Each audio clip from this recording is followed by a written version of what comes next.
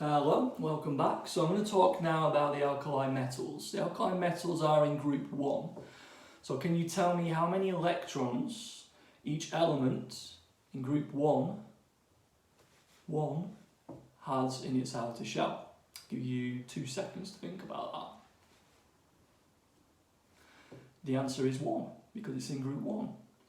Okay, so we've done the experiment before where we drop the alkali metals into some water and we observe what happens. Remember, we observe our eyes, our ears, our nose, and we don't taste the alkali metals. That wouldn't be very nice, but we do observe how soft they are. So the alkali metals get softer as you go down from lithium to sodium, potassium, rubidium, cesium and francium. They get they get softer as you go down, okay? They also get more reactive as you go down. So what I want to focus on here is why do they get more reactive as you go from the top of the group down to the bottom of the group. So what's going on here? So they all have one electron in their outer shell.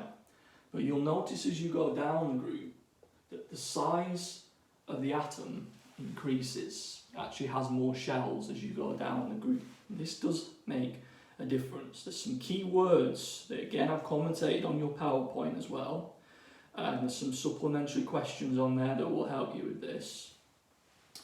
Just to summarise, as you go down the group you have what we call a large or an increased atomic radius. So the radius, you think of maths, radius of a circle, the radius of the atom increases.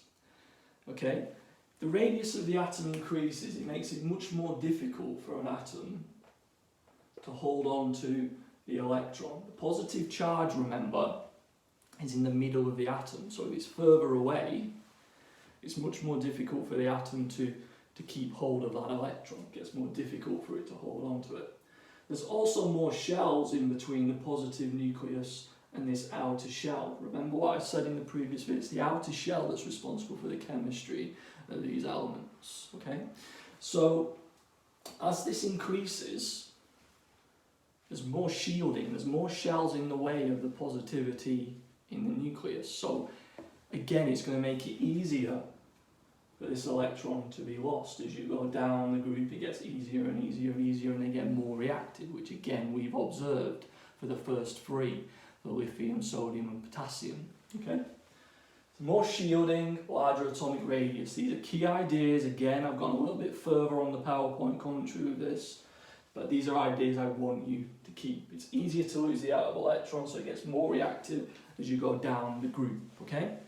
So a 4-mark question. Explain how the reactivity of the alkali metals changes as you go from the top of the group to the bottom of the group. So when you're explaining something, and we've done lots of work on this throughout the school year, if you think about our fishboning techniques in terms of getting a deeper, more meaningful answer. It's not just about knowing things, it's about applying what you know. Okay? So you have to be asking why. It gets more reactive as you go from the top of the group to the bottom of the group. Why?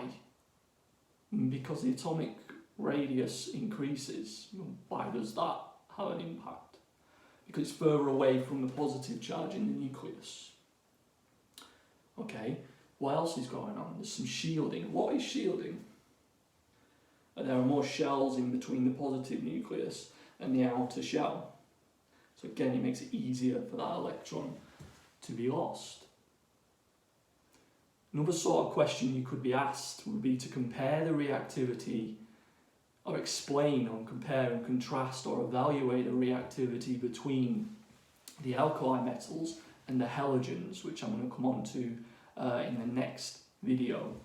So the halogens are in group 7. How many electrons will they have in their outer shell? They're in group 7.